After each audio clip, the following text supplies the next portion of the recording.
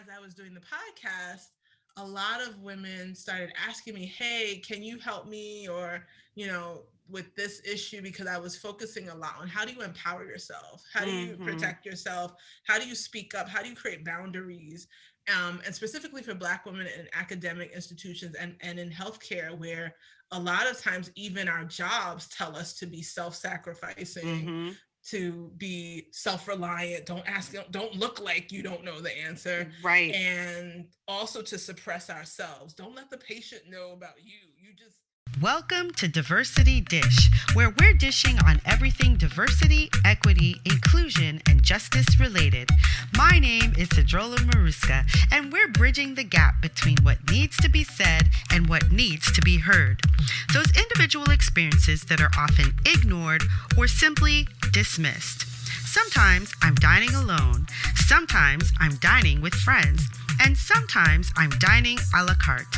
No matter how I'm dining, it promises to be delicious. Let's dig in.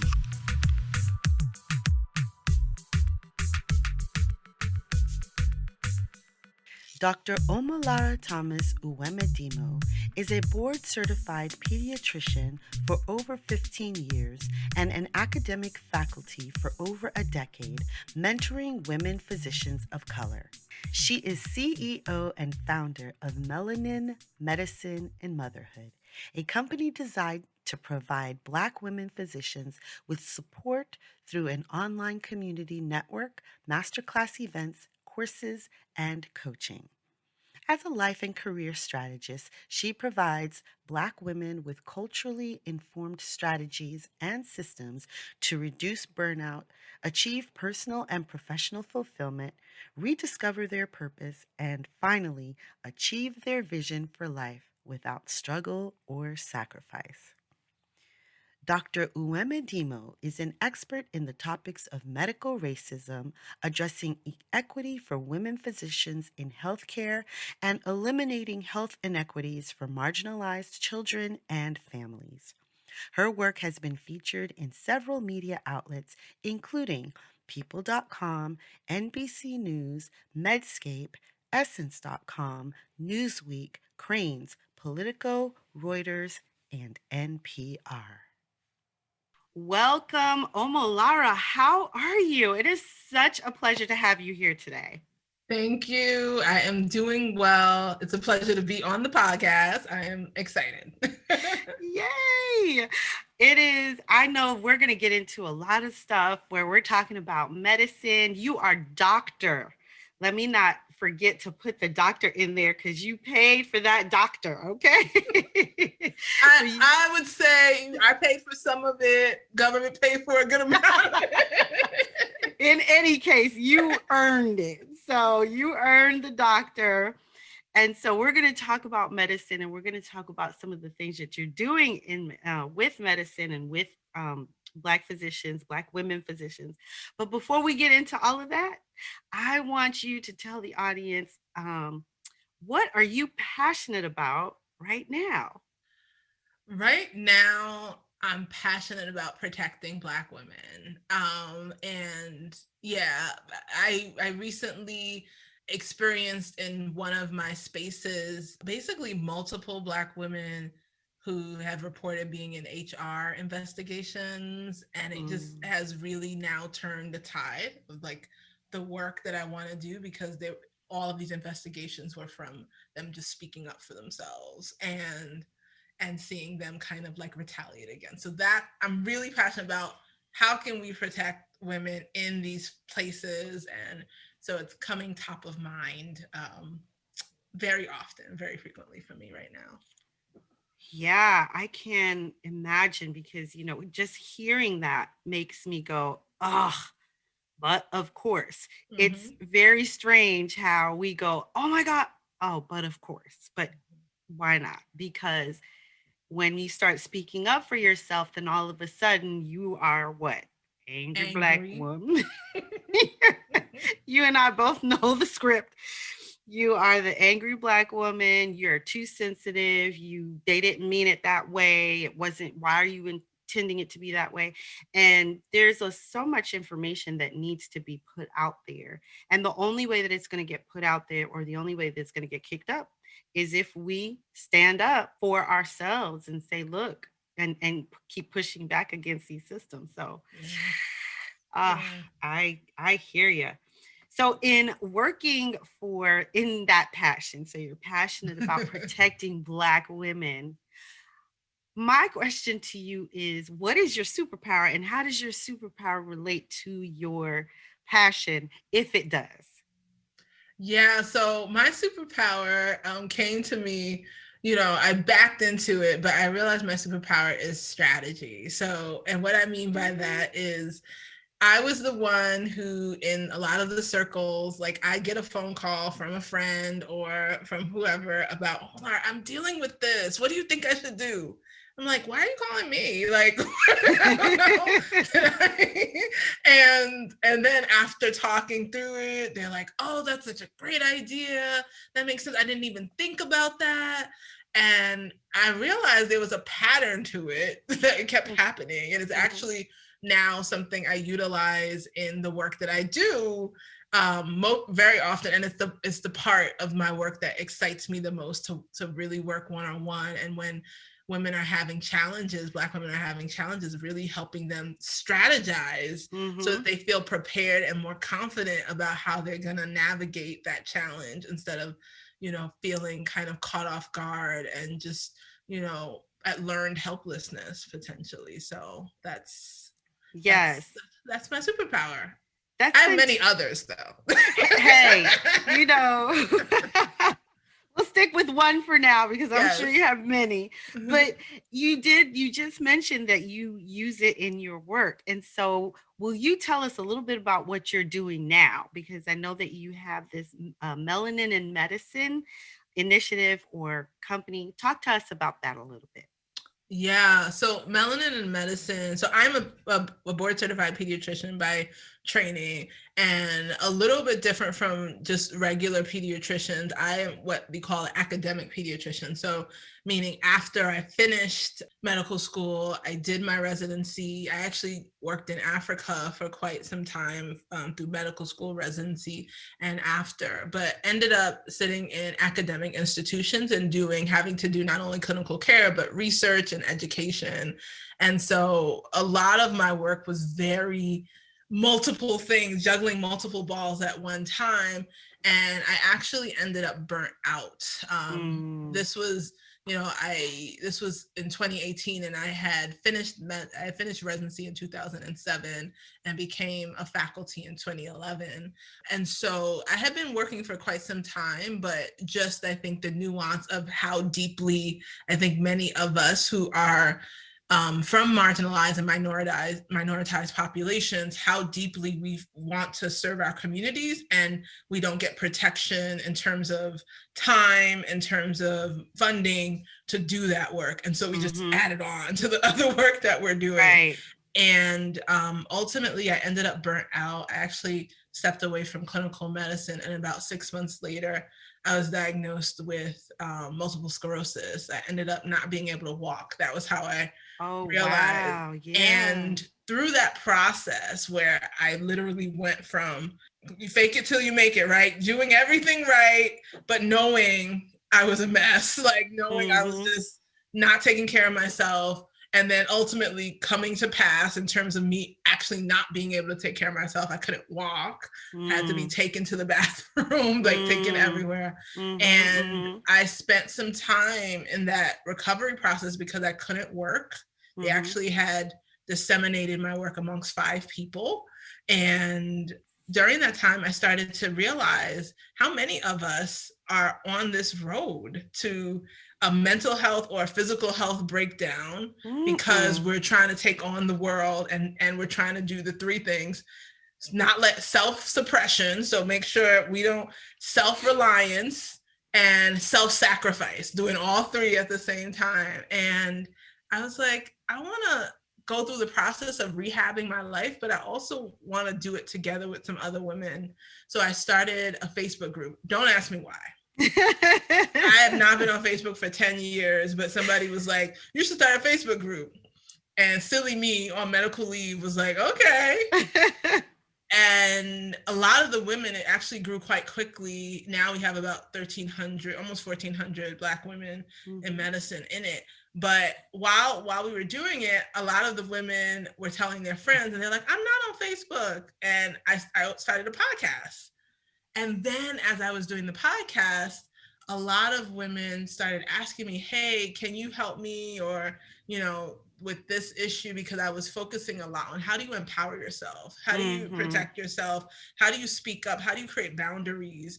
And specifically for Black women in academic institutions and in healthcare, where a lot of times even our jobs tell us to be self-sacrificing, to be self-reliant, don't look like you don't know the answer. Right. And also to suppress ourselves. Don't let the patient know about you. You just, put the wall there. And so in that kind of realm where we have the strong Black woman and the superhero complex of medicine, a lot of women started reaching out about, this is really helping me to like free myself. And so so basically people started asking how they could work with me. And I said, I don't know, I'm a pediatrician. What are you talking about? and then I was like, oh, okay. You mean like, look, I was a salaried employee, like, yes, totally. And that's where your brain was. Totally, I get it. You know, you're like, what? I don't know. And then you're like, oh, hold on a second. Let me think about that. So ultimately, that was in January 2020, we birthed Melanin. It was Melanin Medicine Motherhood. We recently changed to Melanin and Medicine because we really just wanted to open it up and not say that, it didn't have to, because these things didn't depend on whether you were a mother. They really depended on the fact that, you were marginalized and minoritized and made to fit in a box. So Melanin and Medicine now is a full service coaching company. Nice. We do a lot of work with Black women physicians, and then we offer some of our courses a la carte for Black women in medicine. But we basically have masterminds where we're working on women who either want to transition or pivot, or women who just want to streamline their lives and empower themselves in their medicine realm and be able to like live their life on purpose, pivot into what they were called to do and not just what they're told to do. So that's what Melanin and Medicine is. And now we're moving into this DEI space where we're doing more consulting and speaking about how you create spaces for retention and spaces where women can recover from the racial trauma that they endure, and a lot of times are silenced, because if they aren't silent, they're made uncomfortable. And so that is the work that we're moving to hopefully help organizations learn how to do that and retain their best talent, us. Right.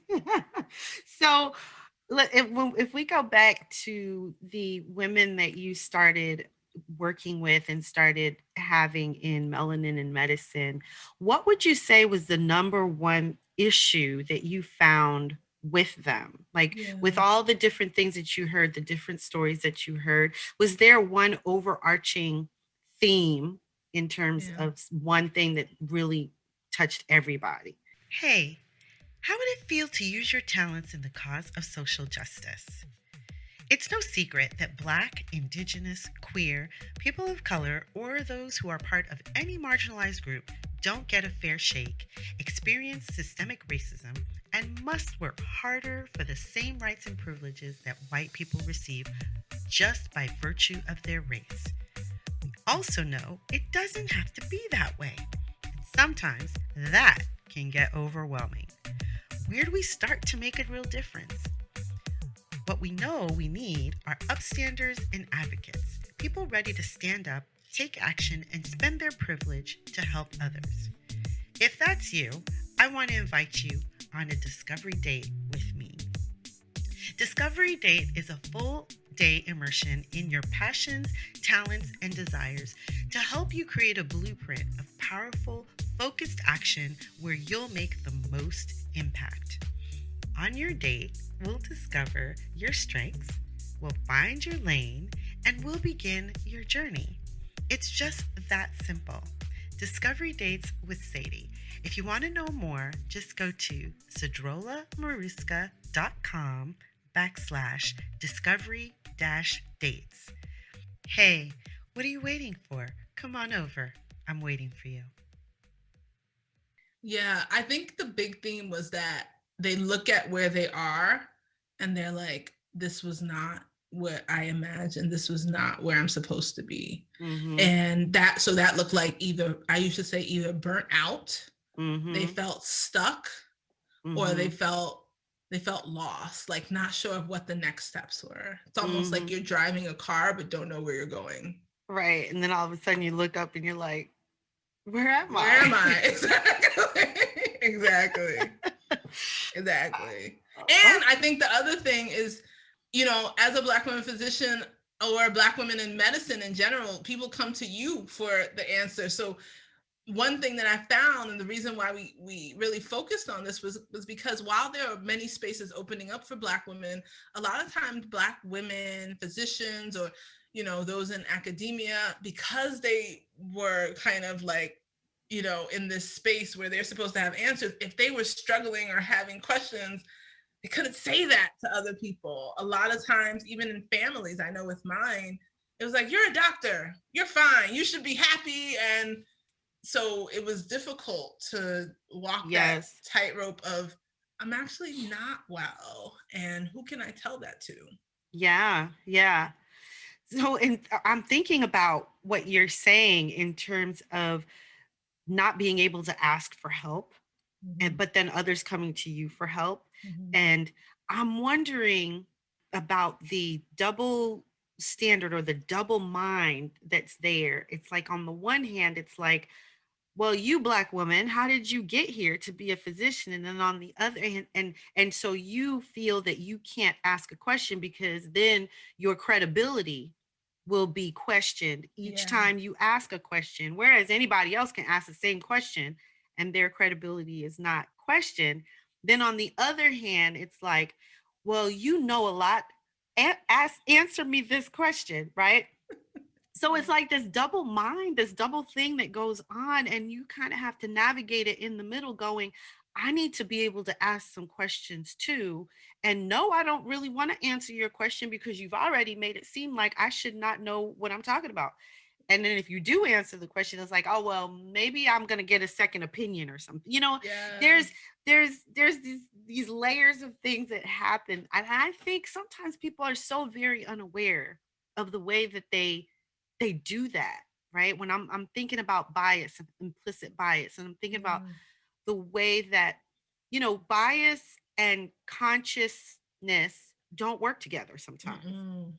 And so I'm listening to you and I'm going, oh man, I can so see it. I'm so related. Just So when you talk to companies, when you go into companies, now that you're doing this new work, when you go in to talk about recruitment, retention, and recovery, what are some of the things that you tell them or that you ask of them in order to be able to help them understand it, first of all, and then move them forward in that area?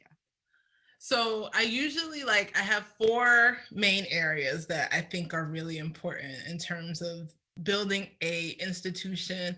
I think it's hard to say right now that a workplace can truly be safe, but how can, for Black women, I think there's a lot of work until we get there. But I think because they were never meant for us. Correct, exactly. They're built for not us.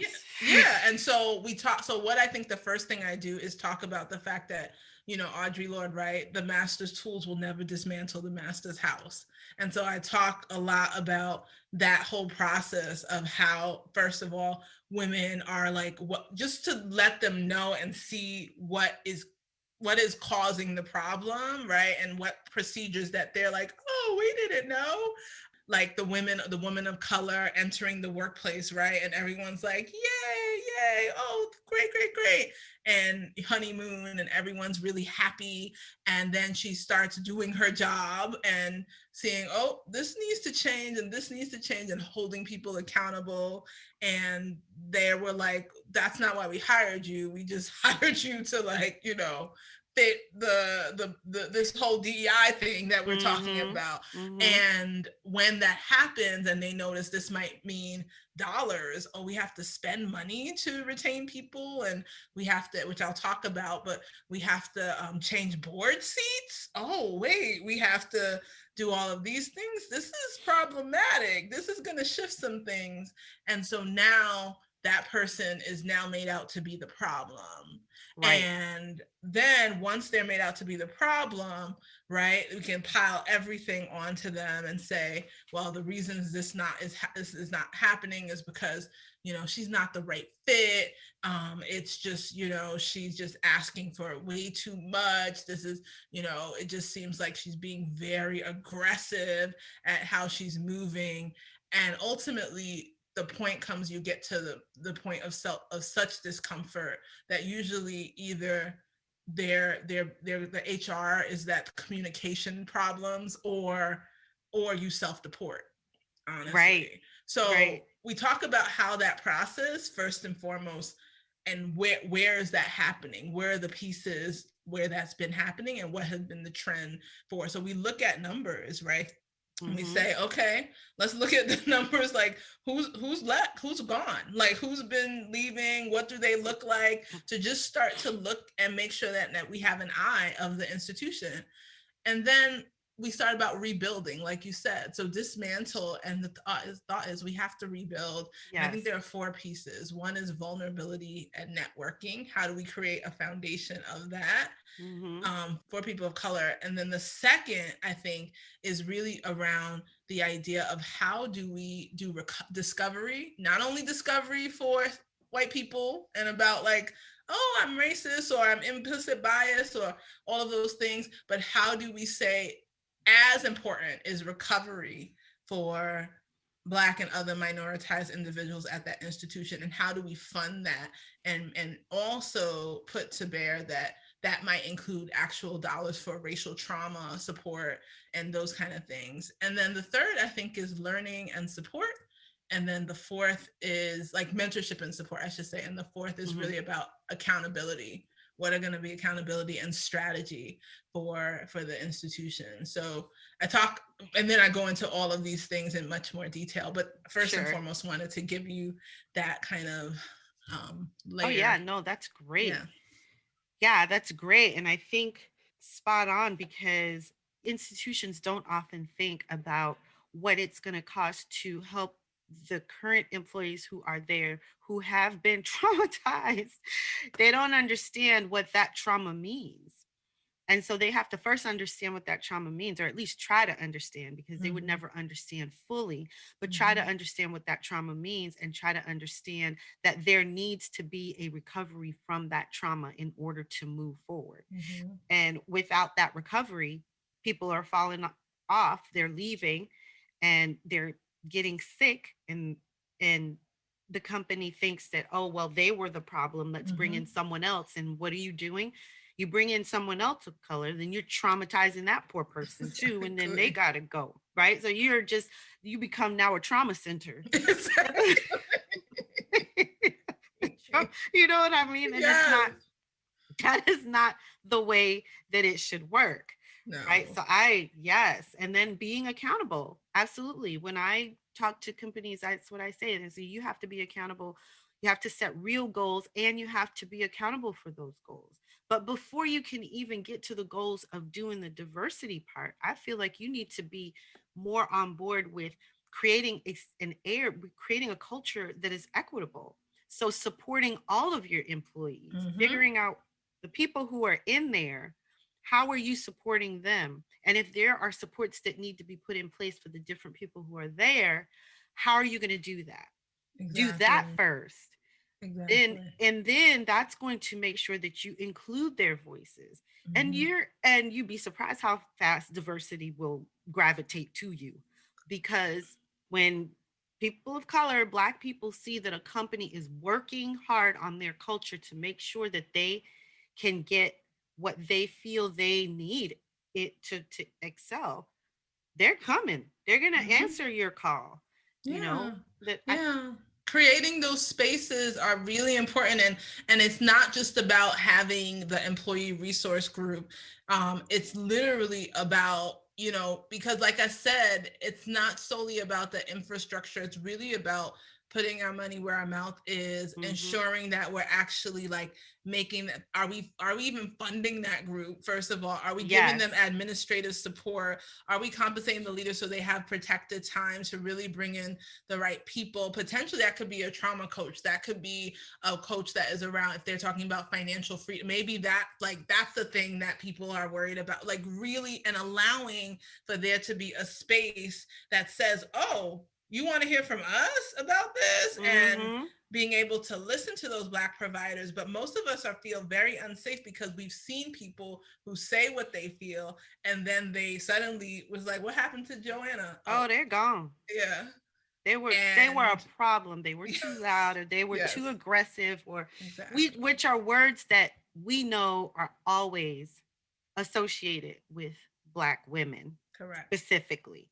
If we're going to, be clear about that. Yeah. Aggressive, loud, didn't fit in, hard to work with. Mhm. Those are phrases that are associated with Black women, and they are put on all Black women, where, sure, there may be some that may be hard to work with, but that is not the norm. That is Mhm. not the truth, so Yeah. to speak. It is just a perception of the truth, right? Correct. Correct. Correct. So you talked about being burnt out, feeling burnt out, and then realizing that your body was also telling you this. You were diagnosed with MS.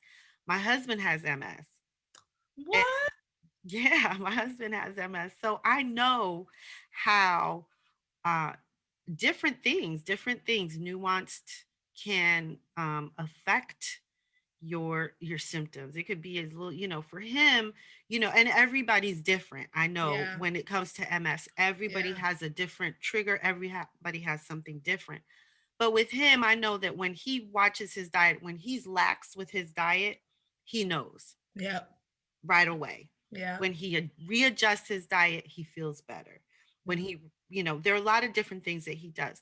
So here's my question to you, because this is something that I talk to people about all the time, and it is the stress that is in the Black community, and how it deteriorates the Black community. And people are always like, well, this happens more in the Black community. I'm not sure why. And I'm going, I feel like it's so obvious, right? I'm Talk to sorry. us. Talk to us. Talk to us, doctor. Oh, Jesus. Okay. All right. You got me started. You got me started. All right. So, first and foremost, we have to, like, I understand that we're trying to protect our kids, but this is also, I'm a pediatrician, right? So, pediatricians automatically think everything is about childhood. Like, Yes. everything, like, we're like, yeah. Frederick Douglass said it. He said, it's easier to build strong children than repair broken men. Broken. So that's pediatricians' MO. We're like, it's all about us. So basically, what I think a lot of times happens is, first and foremost, is a few things, some external and some internal. Internal first. Mm-hmm. The big issue is, I like to call it the value myth, that so many of us are kind of indoctrinated into as Black people who live in this country, minoritized, right? And so Mm-hmm. inherently, a lot of families try to share with their children this comparative view of how things are going to be for them in order to protect them, Mm-hmm. right? So you're going to have to work twice, like Brad and Chad, right? I want to be a doctor, mommy. Oh, yes, Oh, you yes. can. No problem. Good. Keep going. Okay. Omolara, I want to be a doctor. That is great, but you're going to have to work twice as hard and to get half as far. So already I'm like, okay, so I have to make sure I overproduce, but it's going to be less value. But maybe I can overproduce to the point that somehow it shows some value. And so we go to this point where now we are seeing ourselves, instead of inherently seeing ourselves as valuable whenever we walk into a space, Yes. we are using what we do and what we produce to hopefully be our ticket to value, our ticket to looking, to showing our value. And that, I think, is one of the reasons why we end up being the most educated demographic in the nation, but the least paid. Because, Yes. and that's why we receive all of these accolades, but we are also under the expectation that we're going to be in order to do it, we're just going to have to live through being dismissed, disrespected. And I think the other piece of this is when we don't get the promotion because of systemic racism, we don't get the raise because of systemic racism, we get all of the committees that don't require that are not paid for or protected for. We a lot of times, I think, start to kind of say, oh, personally, maybe it's because I didn't work hard enough. And so now let me overproduce some more. Okay. No raise now. Okay, wait. Let me do degree. Yes. I need another degree. Another degree. Oh and my God. What that does is leads to this excess stress and a coping mechanism, which is called the strong Black woman. Well, I'm struggling, but I'm not feeling good, but gotta keep that to myself and keep going. I gotta keep going. So it causes something called weathering. And weathering are basically when we have these life experiences that are uniquely ours as Black and brown people, which include the racial inequities that we specifically feel, right? But it's because of a systematic exclusion from our economic, from the political system, from social, the social safety net, and also the medical underservicing that we also get, as many people have talked about. And so when you match that decrease in access to resources and the increased stress, and that is like basically that increased stress chronically going in. Oh, Omolara is going to get it done. She's going to get it done. And that you add that, and now it causes something that chronic stress is known as allostatic load. And what we know is that chronic exposure to stress and trauma actually causes dysregulation of our metabolic systems, of our immune systems, of our cardiovascular systems. And it shows up in our bodies because a lot of times we don't let it out. So high blood pressure, migraines, increased obesity because our metabolism is messed up, higher rates of autoimmune disorders like myself, earlier heart attacks. And honestly, that is what we see happening to us. And it's the perfect storm. It's the result of a perfect storm from systemically, how we've grown up to like indoctrinate that we have to overproduce to be visible. And it's killing us. It's really killing us. It's literally killing us. And one thing I wanted to mention though is I think that if we don't start to like shift, many of us, if we look at ourselves in terms of how we are talking to our children and how we're actually talking to our daughters and all, and we can see that there are things that we're already putting into them unconsciously. So sorry, I could go all day for that. look, we're here, okay? I catch myself a lot before I say something to my kids, especially to my daughter, a lot, because I realize this, right? That's the power of being aware, right? It's just like when you are unaware of your biases. Once you become aware of them, you can catch yourself sometimes before you actually say something that's gonna do some damage, right? And I do catch myself a lot of times because I do know that no, that doesn't work. That's not going to benefit, right? But I am guilty of saying, look, you have to work harder than others. And I do need to curb that Yeah, enthusiasm. it's not about not telling. Because I need my kids to Oh no, work I hard, know, work right? hard, but it's not Yes, about putting it so much so in their mind that they feel that anything that they do is not enough and they have to keep correct, making more, correct, doing it better and better and better and better and better. correct, Right? correct. And it's just so, yeah.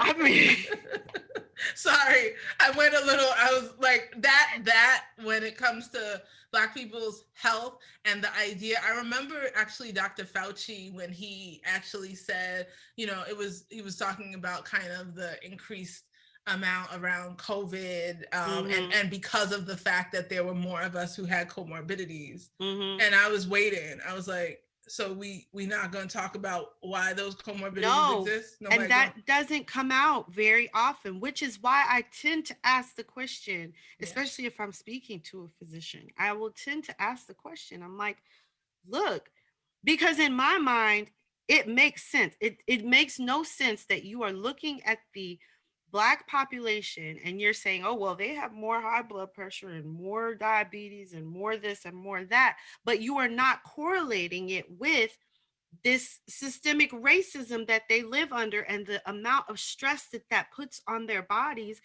to then, break it down so that these things have a place to fester. So I just find that it's just like, it seems so obvious. Yeah. And I'm not a physician by any unless you call somebody who watches Grey's Anatomy. Well, I do. I mean, if that makes me a physician, but you know what I'm saying? It's just like, come on, and the thing is that it's gonna take money. Correct. Again, to fix this issue. Yep. Yeah. And it's all about, where do you want to put the money? Where do you want to put the money? Right? It seems that you don't want to put it in the community so that the water and the electric lines aren't in those communities.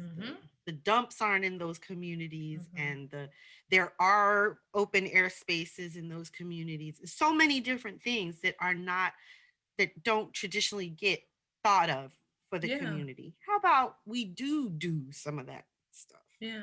And what we do know is that health outcomes, when you look at OECD countries, right, the richest countries in the world, what we do know is that health outcomes, America, of course, far and away, is spending more money per person on health, but for their health care, and it is not showing up in terms of health outcomes, right? But what we've seen is that when you look at these countries, the health outcomes are actually correlated to the percent spending on addressing unmet social needs and providing a social safety net and all of those things. So making sure that people have access to food, making sure people have access to housing. And when you look at the countries and how they spend on those things, that's actually the correlation to health. And so what we're doing here in America is nowhere near healthcare. It's sick care, because that's what gets paid for. So there isn't, and as a pediatrician,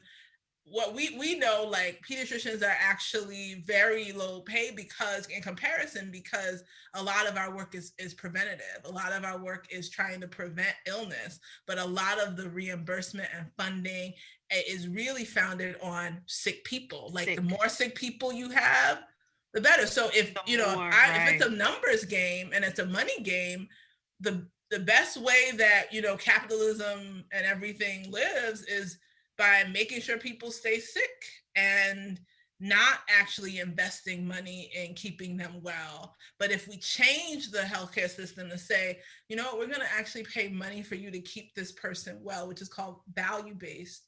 It hasn't caught on yet, but value-based payment.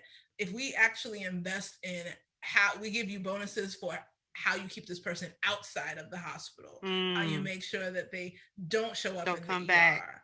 Exactly. That is going to shift really, I think the dilemma. This is all a numbers game, like you said, and money. And until we're doing that kind of thing, especially in medicine, we'll see these disparities continue because it's more profitable to put a band-aid than Right. actually go in and do the wound and actually go into the wound and clean And it up and fix it. right, right. But people are gonna call you a socialist. And I'm sorry. I'm sorry. Most of us pediatricians, a lot of us tend Are. to be, because we have to Yes. speak up for the people who can't say anything, Yes. can't vote. Okay. Oh my goodness. Wow. Sorry. Yes. If No, I lose people who you know, who I think that sometimes these words are thrown around and they don't really understand what they mean. And if we just stop trying to put a label on it, if we Mhm. instead just try to do the right thing for Yeah. people, humans, I think we'll be better off, Yes. right? We constantly have to try to prove our humanity. Why do we have to keep proving our humanity in order for you to even look our way? Exactly. You know, we are human. We're here. We're not going anywhere because you've been trying to kill us. So Yes. we know that we're here. Yes. We're here to stay. So now, why don't we just make it equitable for everyone? Because what would happen is that everyone would do better. Mhm. Mhm. Mhm. Everyone would do better. But for some reason, people have got it into, well, because we know the reason, because this whole Mhm. system has been based on this whole thing that if you're doing better, then I must be doing worse. Mhm. This scarcity mentality, Mhm. this we this piece of pie Yeah. mentality. Like there Yeah. there are a finite number of pieces of the pie. It's it blows my mind.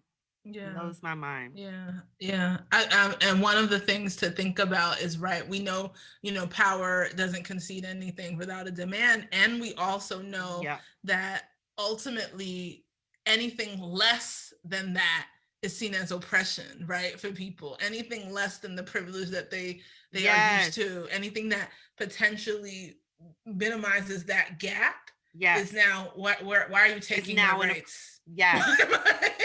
Never mind that the other people have been living under that oppression for a Exactly. long time and they're just trying to say, hey, that it's not right. You're Yeah. just like you're so used to a certain, Yeah. and I can understand that because I think to myself, so there was a time when I was in maybe college or just out of college and I didn't have a lot of money and we need to go to a hotel. I wasn't looking for the 3-star, 4-star hotel. I was Yes. like, if it looks clean, it's fine. Now I'll go to a hotel and I'm not embarrassed to say I'll go into a hotel, I'll be like, this is a dirty, clean motel. I am not staying here. It's made to look clean, but it's not. It's dirty. We're leaving. Right. So it's really hard, to kind of to go back. But some people just haven't even ever been at the lower grade hotel. They've always been at the top. And so now you're asking them to, okay, well, can we kind of equalize a little bit, which means you need to come down a notch so that we can come up a notch. And they're going, ooh, this a nasty hotel. Yeah.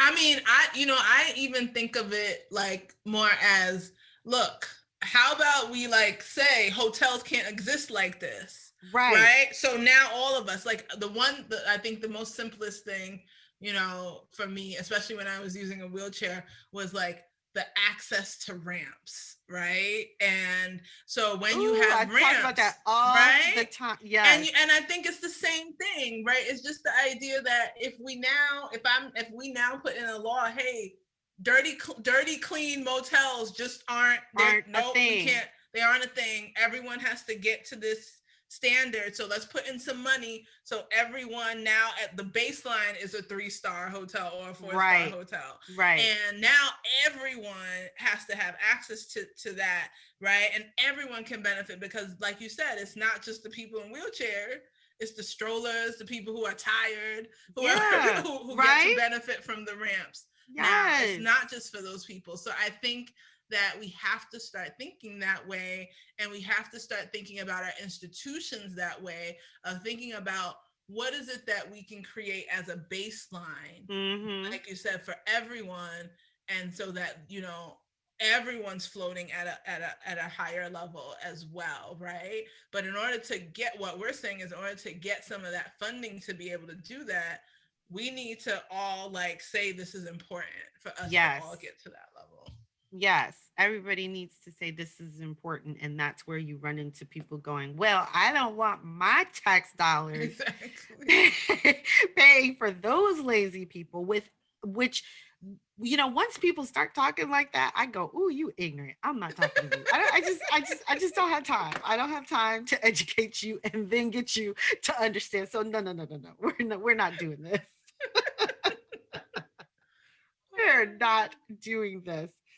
Oh my goodness.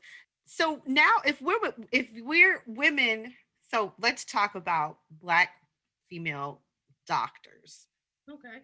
who have now become burnt out, and Mhm. they don't want to be in medicine anymore, which is sad. Mm. Let me tell you something. I have been looking for a Black female therapist for a long time. I finally found one. So I'm there are certain things that need to go in for me to be able to work with them. But it was a long journey.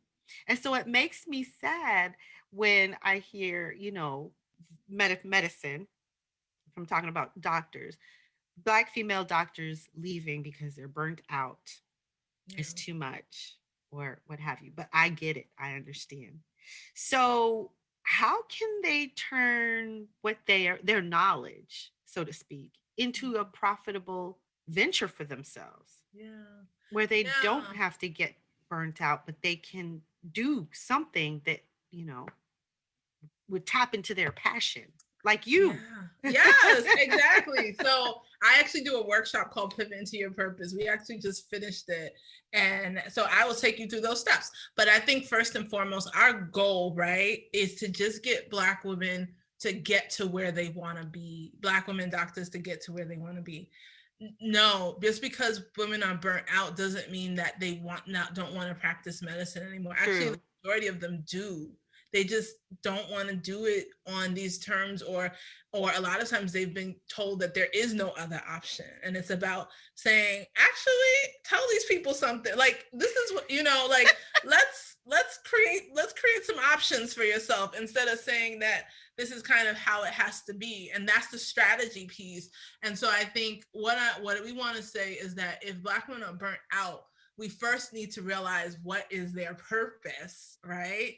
At this Mm-hmm. point. Because the other piece also is recognizing that a lot of us are kind of sitting in that space. I think we talk about the 4 levels of competence, right? And a lot of us are sitting in that space where it's unconscious competence now. So it's like, I'm so good at this, I can do it with my eyes closed, Yeah. and there's nothing new, No right? challenge. No Yes, nothing challenge. new. And we don't get to explore more breadth in the work that we do, or more depth in the work that we do, that can bring us back to a level of incompetence and a level of growth, right? Yes, yes. So I think that's really important to find out, am I there?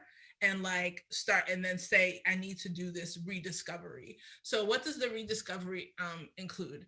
The first thing I usually say that it includes, in terms of saying, there's 2 parts, right? First is making sure that we get to the purpose, right? And then the second part is, now, how do we make that purpose profitable? So we start with the first part, because it's like, Yes. we could think of ideas to make money for days, right? Yes, yes. But our goal is not to like jump out of the burning building to go into like the flood, right? Right. Because now we created something that makes money, but we're not connected to it, it's not aligned with us, and then the soonest what something happens hits, we're out. So one of the things that I think is really important is, one, being able to use our past first to look at what has been meaningful for us. Mm-hmm. So where have the hills been in your life? Mm-hmm. What are the themes that come out from those hills? So, where are you seeing, as you look at the different moments that you found meaningful in your life?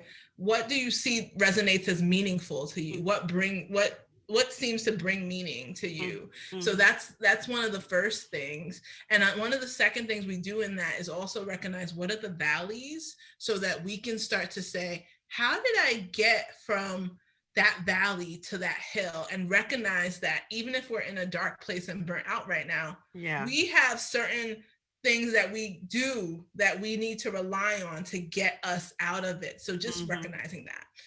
The second thing I usually say is we have to also recognize our zone of genius, right? And so it's about, what is it that I think, that I love to do, but also what is it that I'm good at? And once again, we're trying to make this Venn diagram, right? And so, what is it that I'm good at? And so, zone of genius, what does everyone praise me for? What is it that comes naturally to me where everyone's always struggling? And what is it that, I find flow in, right? Where I'm just like, the hours go. And then the third thing is really around, what is it that I think that the world needs? And what is that like, how do I say it? I say more of kind of, what is it? How you can usually say something like, I'm just trying to think of the best way to do it. Your successes. So as you look at the things that you've been successful at, usually those are things that you're proud of because they brought something to the world. So what is it that you think the world needs? What is it that you think that you're good at? What is it that you think that you actually adore and are passionate about? The concept is actually very well structured in something called ikigai, which is a Japanese concept, ikigai. But one of the things that I think is really important for physicians and for any professional is, how do we make sure our profession is moving us towards that, rather than away from those things, the things that I love, the things I'm good at. And so if you find yourself being pulled by your profession, either because it's completely not aligned with those things, then that causes a lot of tension, right? And you're like, I hate this. I'm getting a headache every time I enter into the workplace and everything. So that, I think, is really core. Once you get to that purpose, making it profitable is only 4 things. I think number 1 is, after you dreamed it up, right? That's the fun part. And then you have to now define it with the details. And so that's going to be a lot more about understanding kind of, what are the values that I have? What are going to be the boundaries I need to make? Like, if this works, right? But I know my value is faith and family. What am I going to have to do in order to make it that I can be at dinner, right? Every night for that. And then you have to start thinking about, what is it do I have to eliminate? And, in order to make this happen, refining the idea with supports. Who are the guides? Who's done this before? Who are the skeptics? So they can poke holes and be like, how about that? Have you thought about that?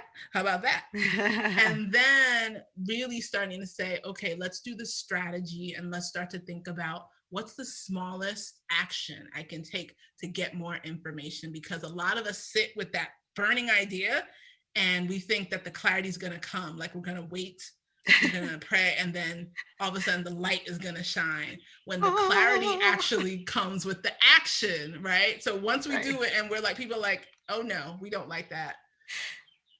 Or, oh my God, this is great, but could you add this? Yes. That's when we start moving into something that could potentially be profitable, and creating that. So those are some of my thoughts around getting to the purpose and then going to the profit. I think is really important. Yeah, I think so too. And I like that. And I think one of the things that I've learned is that staying open to the possibilities, letting it flow. Don't think that the first thing that you do or the first thing that you think is going to be that thing. Maybe it's only taking you on a journey to the thing that you want, right? As women, we're taught that you change your mind all the time. Well, you know what? New information means it's maybe sometimes I got to change my mind, right? I mean, we get criticized for that as women all the time. Oh, women, they can't make up their minds on anything. Yeah, we can, but maybe we're more open to exploring the truths of it all, instead of holding on so tightly to the first thing and then going, I hate this, right? So I think it's so important that we make sure that we put that out there. It's okay to change your mind. Yeah. And I think we've seen it. I mean, like you heard my story about a Facebook group, a podcast. Then I Yes. had no clue. Like I was like in my salary position trying to like beg people, please can you like just change it this way and change the job this way and do it this way so that I can stay because I don't have any other skills, right? Is what a lot of us, and especially Yes. those of us in professional, spaces say, like, this is all I know how to do. Yes. And we don't break down like all the things that are involved in what you do from a daily basis. And are like, oh, that can be monetized. Oh, that can be monetized too. Oh, which one do you want? Like, Right. which Right. do you want? Exactly. So I Yeah, think that's important. we spend a lot of time, we talk about other people putting us in boxes, but we spend a lot of time contorting ourselves to put ourselves into boxes ourselves. Yeah. So we have to realize that it's not a box. And when you get a box, sometimes you get a lot of different things in the box, and that you can get excited about all those different things and what they can do. So we have to give ourselves grace. I'm a big believer. I was diagnosed in December of 2017, breast cancer, went through treatments, you Wow. know, for the most part of 2018. And in that time, that's something that I learned. Have to give yourself grace, you have to give yourself space, and you can change your mind. You can, I you love can it. I love decide. it. I love it. Yes. Yes, and then listen to that body. Your body will tell you what is okay. And if you're tired, take a nap if you can. If not, take a minute if you can. Take a walk. But listen to your body and make sure that you're not constantly pushing against what it's trying to tell you, because what it's trying to tell you is very legitimate. And so for me, I know that I refuse to allow myself to get stressed out, because I'm like, oh no, you're not going to get me in that space, Exactly. because I already know that that's the probably the number one thing that will cause me to relapse. And I'm like, nope, not doing it. Not for you, not for them, not for anybody. Right? So we just kind of have to allow we have to trust ourselves more. Our I completely agree. I completely agree. intuitions and all of Yeah. that. I mean, Yeah. There's something that I usually tell a lot of the women we work with, which is, using your body compass, right? And a lot of us aren't comfortable with it because, we'd rather go on Google and ask like complete strangers in a Facebook group what to do rather than like, I'm not saying, look, I have a Facebook group. I'm and not saying it's a sometimes bad we thing. know, we already Yes, and sometimes know. we know, and we're just like, or it's like seems extremely ridiculous, and we're like so scared, and we're like, maybe somebody else will give me something that's different than Right, this right. thing that I've been thinking about every single night and can't go to sleep. Maybe somebody out there will tell me, no, it's something No, different right. Yes. because it seems absolutely ridiculous. Like when I realized that the next step was probably I'm gonna have to leave and resign.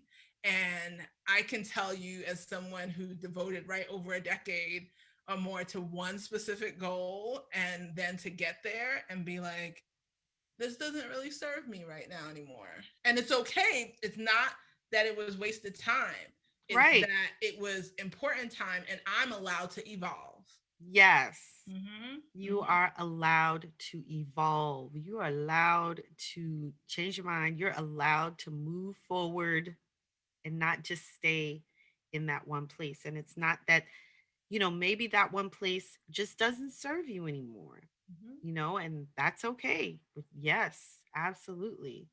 Yeah, But yeah. we I do. I think I tweet. So Twitter is my favorite social media platform. It's actually part of my self-preservation. So if I'm Oh, mad okay. about something, You just go on there. I Just just let go her on rip. Twitter. Yes, I and love it. that's what I do. And I remember like tweeting something where I was like, I left academia today. I think it was the day after, January 1st of this year, and I left academia, and I was like, it felt like I was stripped because it felt like I put so much into this thing, and now it's like, what else do I have? And then it was like that realization, I think, that I wrote about, I had been so busy like trying to kind of figure out a way to put myself in, because I was too big to actually fit in there. I had to, there's no place that existed. I had to create it. Yeah. And I think so many of us have to recognize that there may be an opportunity for you to fit and conform, and not even conform, just to be able to like make that institution kind of like stretch in order for it to, in order for you to do what you feel like you're called to do in there. Yeah. But never thinking that, that's the only thing. Sometimes that place doesn't exist, and you're just going to have to build it because it doesn't exist. Right. It's you, sorry. And so and so somebody told me, one of my clients was like, what if you never left, Omolara? What if like you didn't create this thing? Like, we don't have anything like this. And I think about it, I'm like, oh my gosh. And it never looked like that in the beginning.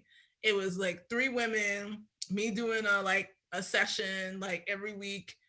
Wasn't a whole like office hours, and we have master coaches and expert master classes and book clubs and all of these things now. But it really just started with like, something so small. And so I just think it's really important for us to recognize that, I like to say Oprah just had the talk show.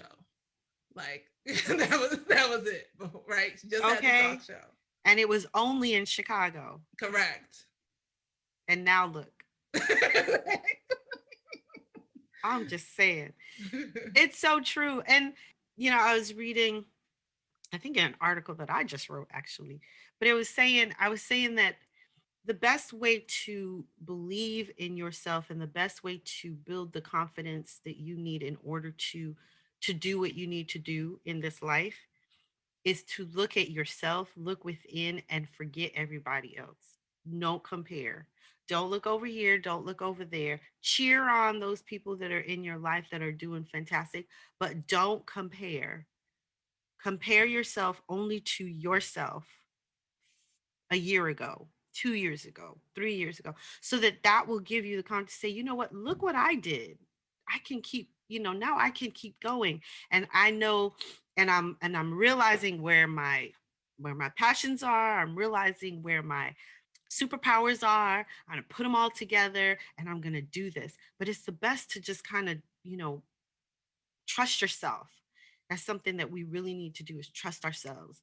We're not taught to do that as little girls and young women. We're not taught to trust ourselves. We're taught to do what people say to do. And then that's probably the right answer versus thinking for myself and saying, no, this is really what I feel. And trust our bodies. Yes. Like, I feel like you said with your husband. So I know when stress is hurt, like I feel it in that leg. That leg, I almost feel like very spiritual around Paul from the Bible, how he talks about like that, like basically it's like a thorn in your side, and that he had like, there's my leg is always, that was where everything started, spasms and everything. So when anything is starting up where I'm not like, where I'm stressing myself out, it starts in that leg. And I can either choose to ignore it, which I probably was doing a long time ago. Probably that's what I kept ignoring. Right. Or I can choose to listen and say, this isn't right. And that can show up in different ways. It can show up in the migraines that I always feel in the space that I'm working. It can show up in, as I'm thinking about an idea, how I start to feel light and like warm, and like almost a smile comes into my body. And yet we choose to say, ooh, no. And so really starting to recognize the power in our bodies and being able to start to say what we feel, and understanding that, yes, one of the things that's hard about this is that many of us, our financial freedom is not is very much tied into the places that we work. And Yes. so if we know there's a system that is saying you have to be small, silent, and self-sacrificing, anything but that could jeopardize, Yes. it becomes difficult to make that decision. And I don't want to reduce that, like that It's true. reality for people. Yes. I do want to say that sometimes I do think that it's a all or nothing for a lot of us, like meaning that there has to be like this, or it has to be like completely like different. And I think a lot of us aren't pushing like and making those small Incremental steps incrementally Yep. to move towards where we want to be. Yeah. I think that we've come to a consensus that we just need to just pay attention to to how we're feeling, and to so that we can do as much as we can to mitigate, to kind of reduce the amount of stress that we carry.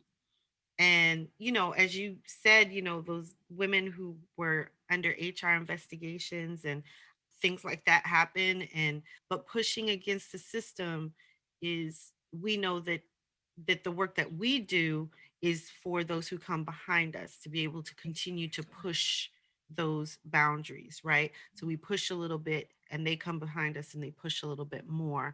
And so we know that sometimes, you got to do the hard things that you don't want to do. But yeah, and luckily each generation gets more impatient, because I don't know how this 6-year-old right? and 8-year-old that I have, like I don't think they're employable, honestly. I pity the fool, as like Mr. T says, like who decides. So I'm just saying, like, It's you push a little bit and they like in the same period push a lot more, like, yes. So I think each generation just gets a little bit more, bold and a little bit more impatient, and that's a good thing. So Yes, not mad about that at all. Oh my goodness. Well, it has been such a pleasure speaking to you. So before we wrap this all up, I want to ask you one last question. We're going to bring it back down to, easy stuff. And I would like for you to tell us, what is your favorite dish? So my favorite dish, my mom, I used to make it. Now I don't make it much. So my mom usually makes it. It's egusi soup, egusi and efo. So egusi is a traditional Nigerian stew. Yes. And it is delicious. There's pieces there's melon seed there. You can put anything you want, dried fish, and people put shrimp, meat, and then it's totally not healthy, just so people and I don't want to eat the healthy one. If people think of a vegan version, I don't want that one. Nope, not that one. Don't want that one. But egusi with efo, and then a nice iyan, which is pounded yam, to eat with it. And it's greens. And so you just take that piece of iyan, put it in the stew, enjoy. Yummy. The spicier, the better. Oh, it sounds yummy. Oh my gosh. Well, that's awesome. Well, thank you so much, Omolara, for being here. It has been such a pleasure. And thank you for all of the insights that you brought forth. Just incredible. Thank you for the opportunity. It's been a pleasure, and I'm super excited. I definitely want to make sure that, if any women kind of need that support, like, it's been exciting to talk about that, and I hope that women really get something from this. I hope so too. I will definitely be putting your information down in the show notes so that people are able to find Melanin and Medicine, and so that they can work with you if they need to, because I think that it's fantastic. Oh, thank you. Hey, did you enjoy that episode? If so, please leave a review. It would mean the world, but only if it's a good one and you really did enjoy it. In which case, it would be awesome if you help support my work over at Patreon. The link is in the show notes. And finally, before you go, don't forget, we have a date. See you soon.